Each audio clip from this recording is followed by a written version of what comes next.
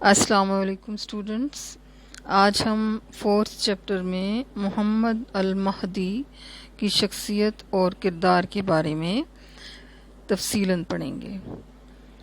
تو محمد المہدی اپنے باپ کے برعکس بڑا شفیق، نرم خو اور درگزر کرنے والا، خوش طبع اور متحمل مزاج انسان تھا۔ وہ اپنی رعایا کے تمام طبقات کے ساتھ بڑی شفقت اور نرمی سے پیش آتا۔ اس نے مسند خلافت پر فائز ہونے کے بعد اپنے سبھی مخالفین بالخصوص علویوں کے ساتھ بڑی رواداری کا ثبوت دیا۔ اس نے تمام اہل بیت اور ان کے حامیوں کو جو کہ قید خانہ میں بند تھے ان کو رہا کر دیا، ان کی مالی اعانت کی، مینس کہ ان کو اکنومیکلی سپورٹ کیا، اور ان کی جو اکثریت تھی، میجورٹی، وہ حجاز مقدس میں جا کر بس گئی۔ وہ جب کسی دشمن پر قابو پا لیتا تو وہ اس کے ساتھ پھر شرافت کا برتاؤ کرتا اور قرابت داروں سے صلہ رحمی سے پیش آتا۔ تمام جائیدادیں جو منصور کے عہد میں ضبط کر لی گئی تھیں وہ اب ان کے اصل مالکان کو بلا شرط واپس کر دی گئیں۔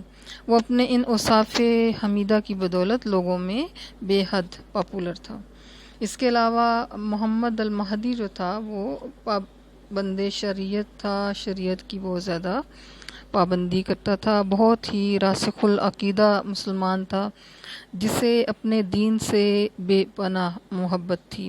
وہ پابند شریعت تھا، بصرہ کی جامع مسجد میں 5 وقت کی نماز وہ خود پڑھاتا تھا، مینس کہ خود اس کی امامت کرتا تھا، اور علماء کا بہت زیادہ قدردان تھا اور ملحدوں اور زندیقوں کا جانی دشمن تھا۔ آپ نے اس سے پہلے جو ہم نے ٹاپک ڈسکس کیا تھا الحاد و زندقہ کا، اس میں آپ نے ان ڈیٹیل ان کے بارے میں پڑھا ہے، اور ان کے سد باب کے لیے اس نے ایک باقاعدہ الگ محکمہ قائم کر رکھا تھا جس کے سربراہ کو صاحب زنادقہ کہا جاتا تھا۔ دین کی سرفرازی کا جذبہ اس میں کوٹ کوٹ کر بھرا ہوا تھا۔ یہی وجہ تھی کہ وہ ملک میں کسی خلاف اسلام فرقہ کو پنپنے کا موقع نہ دیتا۔ اس کے علاوہ نبی کریم صلی اللہ علیہ وآلہ وسلم سے اس کو بہت زیادہ محبت تھی، بہت ہی دلگداز اور رقیق القلب انسان تھا۔ اسے نبی کریم سے بے پناہ محبت تھی۔ بصرہ میں قیام کے دوران وہاں کے لوگوں نے بصرہ کی نہروں میں سے ایک نہر کے بارے میں مقدمہ دائر کر دیا اور اس دوران ایک حدیث سے مبارکہ پڑھی۔ جیسے ہی نبی کریم صلی اللہ علیہ وآلہ وسلم کا نام لیا گیا تو مہدی زمین پر گر پڑا اور اپنی پیشانی زمین پر رگڑی۔ اس وقت اس کی زبان پر یہ الفاظ تھے: میں نے سنا جو نبی کریم صلی اللہ علیہ وآلہ وسلم نے فرمایا اور میں نے اس کی اطاعت کی۔ اس کی یہ عادت تھی کہ وہ ہر خطبہ نبی کریم صلی اللہ علیہ وآلہ وسلم پر درود شریف سے شروع کرتا تھا۔ اس کے علاوہ اخوت اور مساوات بھی اس کی پرسنالٹی کا ایک حصہ تھی کہ وہ انسانی مساوات اور اخوت کا بڑا خوگر تھا۔ بنو امیہ کے بعض خلفاء نے مسجدوں میں اپنی حفاظت کے لیے بڑے بڑے اونچے مقصورے بنا رکھے تھے۔ مہدی نے ان سب کو توڑوایا تاکہ کوئی امتیاز باقی نہ رہے۔ اس کے علاوہ خلفائے بنو امیہ نے مساجد میں ایسے منبر رکھوا رکھے تھے جن کی اونچائی نبی کریم صلی اللہ علیہ وآلہ وسلم کے منبر سے زیادہ تھی۔ اس نے ایسے تمام منبروں کی لمبائی جو تھی وہ گھٹا دی تاکہ اس کا سائز نبی کریم صلی اللہ علیہ وسلم کے زمانے کے جو منبر تھے اس کے مطابق ہو جائے۔ اس نے دربار میں اپنے اور حاضرین کے درمیان پردے اٹھوا دیے جس سے لوگوں میں اس کی بڑی مقبولیت ہوئی، اور معاشرتی مساوات کے نقطہ نظر سے ایسے اقدامات اور ایسی اصلاحات بڑی اہمیت کی حامل تھیں جس کے نتیجہ میں مساجد کا تقدس بحال ہوا اور بندہ و آقا کی تمیز باقی نہ رہی۔ اسٹوڈنٹس، محمد المہدی میں ایک اور جو خوبی تھی، ایک اور جو ایبیلٹی تھی یا ایک اس کی شخصیت کا خاصہ تھا وہ یہ تھا کہ وہ بہت زیادہ ڈسپلنڈ تھا، فرض شناس تھا۔ اپنی نرم اور درگزر کی پالیسی کے باوجود امور ملکی سے کبھی غافل نہ رہا۔ وہ ملکی حالات سے باخبر رہنے کے لیے ہر ممکن تدبیر اختیار کرتا، ملازمین کے احوال اور طرز عمل پر کڑی نظر رکھتا، خراج کی بروقت وصولی کے لیے اس نے باقاعدہ قواعد و ضوابط مدون کیے، اس نے تمام محکموں کی اثر نو تنظیم کی اور ہر شعبہ کا الگ اس نے نگران مقرر کیا، اور ایک نیا محکمہ دیوان العاظمہ کا بھی قیام کیا، اور اس محکمہ کی ذمہ داری یہ تھی کہ تمام حکومتی شعبہ جات کی نگرانی اور احتساب کرنا اس کا کام تھا۔ اس نے بغاوتوں کو فروغ کرنے اور رومیوں کو ان کی جارحیت کا مزہ چکھانے کے لیے کوئی کوتاہی نہ کی، اور حقیقی معنوں میں ایک فرد شناس، ڈسپلن اور قابل حکمران تھا۔ اس کے علاوہ عادل و منصف مزاج رکھتا تھا۔ طبری نے اس کے بارے میں لکھا ہے کہ مہدی نے مسند خلافت پر متمکن ہونے کے بعد سب سے پہلا کام یہ کیا کہ وہ ہر روز رصافہ میں لوگوں کی شکایات سننے کے لیے بیٹھتا۔ اس نے ایک شخص کی ڈیوٹی لگا دی کہ وہ اس کے قصر کے سامنے چادر پھیلا کر بیٹھ جائے تاکہ جس کا جی چاہے آئے اور اپنی درخواست اور شکایت وہاں پہ آ کے رکھ دے، مینس کے پھینک دے۔ جب یہ چادر بھر جاتی تو وہ اسے اٹھا کر خلیفہ کے پاس لے آتا اور وہ ہر ایک پر مناسب فیصلے جاری کرتا۔ وہ قاضیوں کے فیصلوں کا احترام کرتا، ان کی رسپیکٹ کرتا، اور ضرورت پڑنے پر وہ خود بھی قاضی کو عدالت میں حاضر ہو کر ایک جو ہے وہ ہو جایا کرتا تھا۔ ایک دفعہ مہدی کے کسی کارندہ نے ایک شخص کی زمین پر ناجائز قبضہ کر لیا۔ مالک زمین نے خلیفہ اور اس کے آدمی کے خلاف مقدمہ دائر کیا۔ قاضی نے شکایت کنندہ کو حق بجانب قرار دیتے ہوئے فیصلہ اس کے حق میں کر دیا۔ مہدی نے اس فیصلے کو بسر و چشم قبول کیا، اور طبری کے بقول جب وہ مسند عدالت پر رفع مظالم کے لیے بیٹھتا تو ڈرتا تھا کہ کہیں لوگوں کے حقوق پامال نہ ہو جائیں، لہٰذا فضلاء یا فقہاء کو طلب کر کے اپنے پاس بٹھا لیتا تاکہ وہ ان سے ان امور کے بارے میں مشورہ کر سکے جو اس کے علم میں نہ تھے۔ وہ قاضی کے حکم نامہ کی تعمیل میں فریق مقدمہ کی حیثیت سے قاضی کی عدالت میں حاضر ہوتا اور عدالت کے فیصلے کو تسلیم کرتا۔ اس کے علاوہ مربی علم و ادب تھا مہدی کی ایک بہت بڑی یہ صفت تھی کہ وہ صاحب علم اور علم نواز تھا۔ اس نے بغداد میں بے شمار مدرسے کھلوائے، دارالترجمہ قائم کیا، بغداد یونیورسٹی کی بنیاد رکھی۔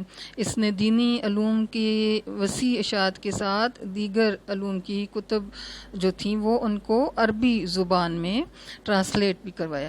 اس نے سائنسی ترقی کے لیے رصدگاہیں تعمیر کی، مینس کہ بہت ساری جو لیبارٹریز تھیں، تجربہ گاہیں وہ تعمیر کی گئیں، اور وہ علوم و فنون کی اشاعت کے لیے ہر سال لاکھوں اشرفیاں، کیونکہ اس زمانے میں جو کرنسی تھی وہ اشرفیاں ہی ہوا کرتی تھیں، اس لیے اس نے لاکھوں اشرفیاں سالانہ خرچ کی۔ وہ خود ایک اچھا شاعر اور سخن شناس انسان تھا، اور وہ شعراء کا بھی بہت زیادہ قدردان تھا۔ اس کے فن کے پیش نظر انہیں بڑے بڑے انعامات سے نوازتا، اور ایک دفعہ ایک شاعر ابن الخیاط نے اس کے دربار میں قصیدہ پڑھا، مہدی نے اسے 50,000 درہم عطا کیے، اور وہ شاعر اتنا سیر چشم تھا کہ اس نے یہ ساری رقم وہیں غریبوں میں بانٹ دی۔ جب مہدی کو اس کی اطلاع ملی تو اس نے اسے درہم کے بدلے میں دینار عطا کیے۔ اس دور کا مشہور شاعر ابو العطیہ جو تھا وہ بھی ایک مجلس میں 50,000 درہم جو تھا وہ دے دیتا۔ تو آپ لوگ اس بات سے اندازہ لگا سکتے ہیں کہ مینس کہ وہ جو شہرا تھے یا پھر اسی طرح کے علم و ادب سے ریلیٹڈ جو لوگ تھے ان کو وہ اتنا زیادہ عطا کرتا تھا کہ وہ اتنے زیادہ ان کی مالی حالت اتنی اچھی تھی کہ وہ آگے پھر غریبوں میں اسی طرح سے وہ تقسیم بھی کیا کرتے تھے۔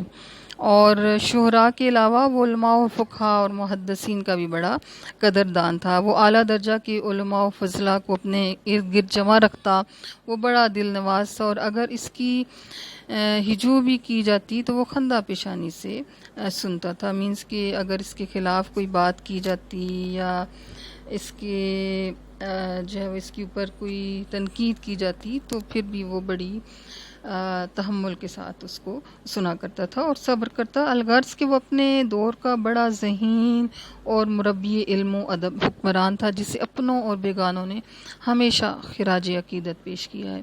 اس کے علاوہ ایک اس کی جو خوبی تھی وہ یہ تھی کہ عوام الناس سے میل جول رکھتا تھا، اور اپنے والد منصور کے برعکس وہ عام لوگوں سے میل جول رکھتا تھا، حلیم الطبع اور خوش گفتار تھا۔ وہ اپنے غلاموں اور خادموں کی عیادت کے لیے جاتا جب بھی کوئی ان میں سے بیمار ہوتا۔ اس تک ہر کس و ناقص کو رسائی تھی، مینس کہ ارسپیکٹو آف سوشل سٹیٹس کوئی بھی شخص، کوئی امیر غریب اس کو مل سکتا تھا، اور اس کے دربار میں ہر شخص کو بلا روک ٹوک اجازت تھی کہ وہ آ سکتا تھا۔ وہ مسجد میں نماز کی امامت خود کرواتا، ادنا سے ادنا آدمی کی بھی عزت نفس کا، سیلف رسپیکٹ کا خیال رکھتا اور دلجوئی کرنے میں کوتاہی نہ کرتا۔ ایک دفعہ ایک دیہاتی کی درخواست پر اس نے نماز کی قیام میں کچھ تاخیر کر دی تاکہ وہ بھی اس کی ابتدا میں نماز میں شامل ہو سکے۔ اس سے پہلے منصور کے عہد میں امراء اور مصاحبین پردہ کی آڑ میں بیٹھتے تھے اور پھر گفتگو کرتے تھے، لیکن مہدی نے یہ روش جو تھی وہ ترک کی اور اپنے اراکین دولت اور مصاحبین کی مجلس میں بے تکلف بیٹھنا شروع کیا، اور اس نے قوت و شوکت کی بجائے نرمی اور نیک سلوک اور لوگوں سے محبت اور میل جول کی بنا پر اپنی رعایا میں بڑی ہی مقبولیت حاصل کی، بہت زیادہ یہ پاپولر تھا۔ اس کے علاوہ فیاضی اور سخاوت جو تھی وہ بھی اس کی ایک بہت بڑی اس کی پرسنالٹی کا ایک خاصہ تھی، ایک حصہ تھی۔ تو اپنے باپ منصور کی طرح خرچ میں میانہ رو تھا، اور نہ ہی اس کی طرح کفایت، بلکہ وہ ہاتھ کا بہت زیادہ کھلا اور ضرورت سے زیادہ فیاض اور سخی تھا، اور شہرا اس کے دربار میں آتے، قصائد پیش کرتے اور انہیں وہ مالا مال کر دیتا۔ یہ ہم نے آلریڈی اس کو ڈسکس کر لیے۔ ابن کثیر جو ہے وہ بیان کرتا ہے کہ اپنے باپ کی وفات کے بعد سونے چاندی کی بے شمار ذخائر جنہیں منصور نے خزانہ میں جمع کیا تھا نکالے اور انہیں لوگوں میں تقسیم کیا، اور اپنے اہل اور رشتہ داروں کو ان میں سے کچھ نہ دیا، یعنی کہ عام جو عوام تھی اس میں اس نے تقسیم کر لیا۔ اس کے علاوہ علامہ سیوطی جو ہے وہ لکھتے ہیں کہ مہدی کو خزانے ملے جو اس نے مظالم کی روک تھام میں خرچ کیے، نیز اپنے متعلقین غلاموں اور رعایا پر خزانوں کے منہ کھول دیے۔ 160 ہجری میں حج کے دوران اس نے مکہ معظمہ میں 1.5 لاکھ غربا کو کپڑے تقسیم کیے، اور المسعودی جو ہے وہ لکھتا ہے کہ وہ کھلے ہاتھوں سے عطیات دیتا تھا۔ منصور نے جو کچھ باقی چھوڑا تھا اس نے سب کا سب لٹا دیا، یعنی کہ بہت کچھ لوگوں میں بانٹ دیا۔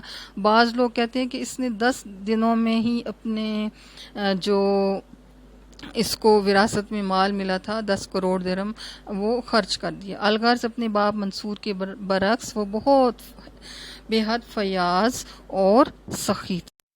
محمد المہدی کی شخصیت کا ایک اور جو خاصیت تھی وہ یہ تھی کہ بہت ہی وسیع الاخلاق اور بامروت انسان تھا۔